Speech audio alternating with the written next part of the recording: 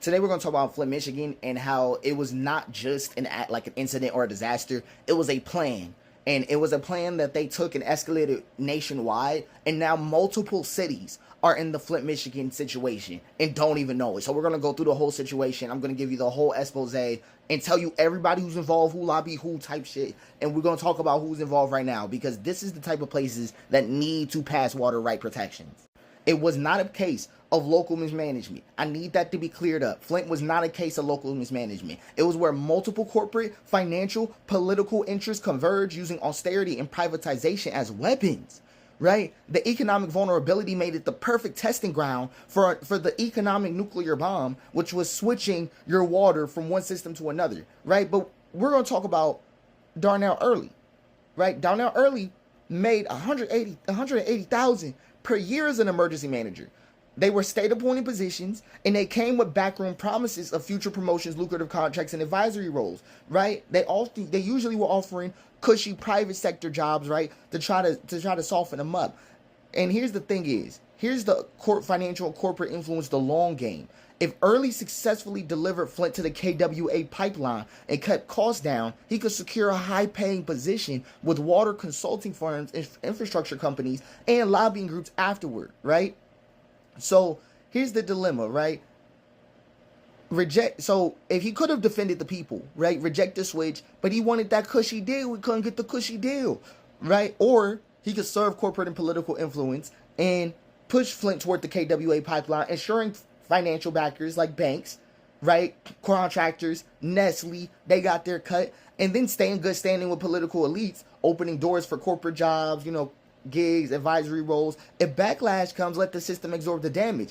Take a minor hit, retire, and take the blame, right?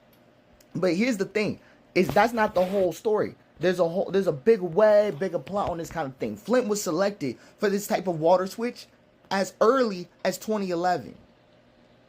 Right? The discussions about switching away from Detroit's water system have been happening for over a decade. But Flint was the first city where it was forcibly pushed through, right, under state control. Other cities in Michigan could have been targeted, right? But Flint was seen as the ideal test case due to weak political resistance, financial vulnerability, and corporate opportunities, right? Each emergency manager moved the city closer to the switch, right? Darnell Early just was the button pusher. Everybody else slowly brought them there. Right, the Flint experiment proved that corporate and government forces could engineer a public health disaster for financial and political gain without any real consequences, right?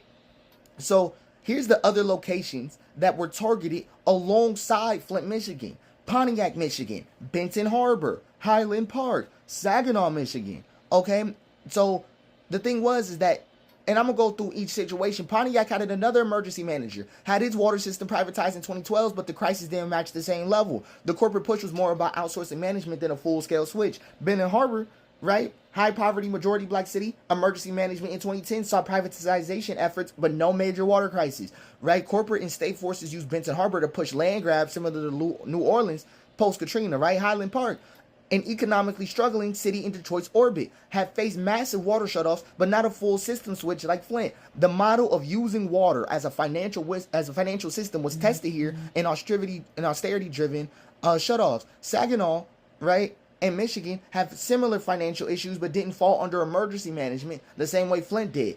It was likely considered, but Flint's weaker political resistance made it a better target, right? So that's really the whole thing. And each manager kind of lays this whole groundwork. But hold on, I'm about to tell y'all which company was involved directly.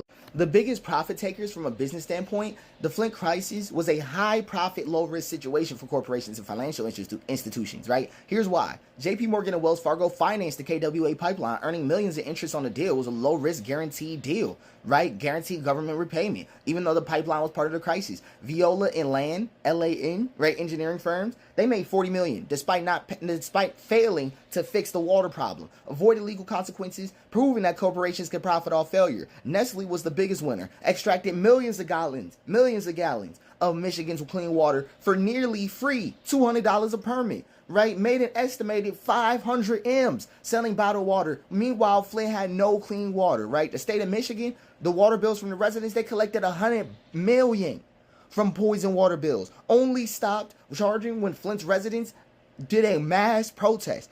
Okay, emergency managers had a personal profit. Collectively, they made millions of salaries and benefits while pushing austerity. None of them were held personally accountable, proving that loyalty to a corporate interest does pay off. Okay, so really, Nestle, JP Morgan, and Viola made millions, hundreds of millions. They made so much money they went after Baltimore. Baltimore nearly suffered the same fate as Flint, with corporate interests and government officials pushing for water privatization, mass shutoffs, and infrastructure neglect. But several key differences allowed them to escape the full-scale disaster, right? In 2018, Baltimore became the first U.S. city to ban water privatization, right? Stopping Viola and other corporate interests from taking over the public water system, right? Flint didn't have this protection. The system was manipulated under state-appointed emergency managers who assumed the city was so broke that they needed to implement austerity measures, right? Baltimore local activists pushed for constitutional amendment that prevented any future attempts to sell off the city's water to private corporations. By 2015 and 2017, the Flint water crisis was a national scandal. So activists, residents, and progressive local leaders in Baltimore saw what happened in Flint and fought back early. They cut ties with privatization efforts before a crisis could develop. But unlike Flint, Baltimore never lost control of its government to the state. Right? While Baltimore had faced financial issues, Maryland's government did not install an emergency manager, which meant local elected officials still have final say over the water system. Flint lost its sovereignty, its autonomy under emergency management. So it allowed corporate-backed decisions to go unchallenged, right? Viola Water, the same company that advised Flint's failed water system, lobbied heavily to take over Baltimore. But in 2015-2016, Viola secured consulting contracts and pushed the privatization agenda. Right? But, however, after public outcry, protests, and investigative reporting, Baltimore terminated Viola's involvement, right, before it could take full control. In contrast, Flint's decision makers approved the exact same decisions without any oversight. Right? Baltimore has stronger water infrastructure. They had major issues with aging pipes and lead contamination. Its water treatment system was still functioning. Flint's water system, however, was actively sabotaged, right, by the Flint River Switch and a lack of corrosion control. So they wanted to, it was too, in their opinion, they were like, it's too easy, right? Public activism and progressive leadership pushed back. The city council in Baltimore, activists, community leaders acted aggressively to stop the water privatization efforts. Grassroots organizations like the Food and Water Watch, right, led campaigns to educate and pressure lawmakers, right? This actually allowed them to escape, right, the whole incident. And now, who's next? Here's the high-risk cities for being the next Flint. The playbook thrives on this. Here's the Flint playbook. Majority black, poor, disenfranchised community. A history of economic decline, former industrial cities and underfunded towns. A state government controlled by austerity-minded politicians and privatization-friendly policies or corporate interests in water systems. Here's who's at risk. Jackson, Mississippi is already under attack. State government defunded Jackson's water system for years. Winter Storm in 22, right, actually collapsed the system, right, leaving residents without safe drinking water. Republican-controlled state tried to take over Jackson's water despite being at 80% black and Democratic. What could happen next is that a full privatization of Jackson's water system, right, just like Flint. Water bill skyrocketing just like Flint. Poison just like Flint. Mass displacement just like Flint. Jackson is next on the playbook. New Orleans, Louisiana is quite literally next as well.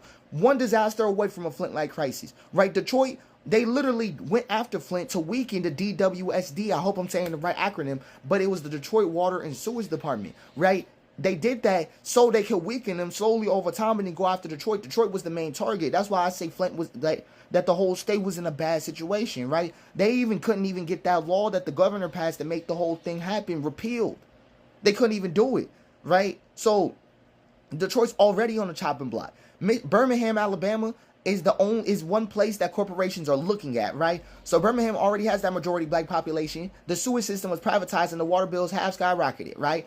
Okay, but the Republican like controlled state government blocked aid for majority black cities, right? The Flint started water contamination could happen due to decaying pipes, and austerity measures could push the state to privatize the water completely, causing it to. Memphis, Tennessee.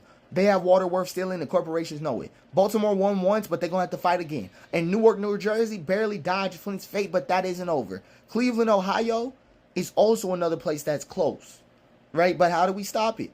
I don't have a lot of time here, but I have an entire method for these cities to work on. If y'all want me to post it, let me know. But there is an entire method on it. These cities have to take action now, because if they get privatized, we will see Flint repeat, bam, bam, bam, bam, bam, okay?